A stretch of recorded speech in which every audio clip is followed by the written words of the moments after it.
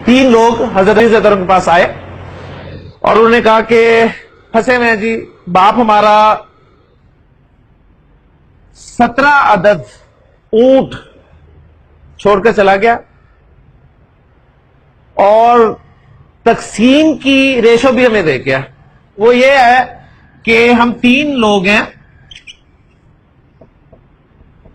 तो क्या कह गया जी, एक शख्स को, हम में से एक को इसका निस्फ मिलना चाहिए, 1/2।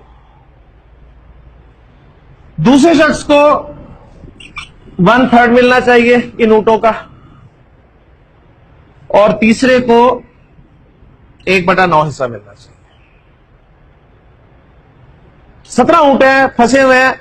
जब पहले पे ही तकसीम करते हैं तो ऊंट जो है वो पॉइंट्स में आ जाता है, ठीक है, यानी हाफ 17 का हाफ पॉइंट्स में आ गया ना। तो प्रॉब्लम है, समझ नहीं आ रही क्या करें। इसी तरह यहां भी होगा, इसी तरह यहां पे तकसीम ही नहीं हो रहा। अब जरा आप देखेंगे हजरत अली रज़ी अल्लाह ने जो फैसला किया, उन्होंने अपने गुलाम को हुक्म दिया कि जरा जाओ बैतुल माल से एक ऊंट ले आओ। एक ऊंट मंगवाया जी, उस एक ऊंट को इन 17 में शामिल कर दिया। कितने हो गए जी? 18 हो गए। हाफ वाले को बुलाया उन्होंने कहा भाई तुम्हें निस्फ मिलना है ना, तो माशाल्लाह इतना मैथ आप सबको आता है। कितने बन गए जी? 9 ऊंट उसे पकड़ाए। 1/3 वाले को बुलाया, कितने हो जी? 6 उसे पकड़ाए। 1/9 वाले को बुलाया, कितने हो गए? 2 उसे पकड़ाए।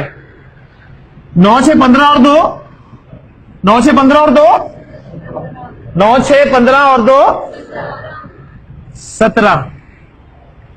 वो जो एक बचा उसको वापस बैतुल माल में जमा करा दिया।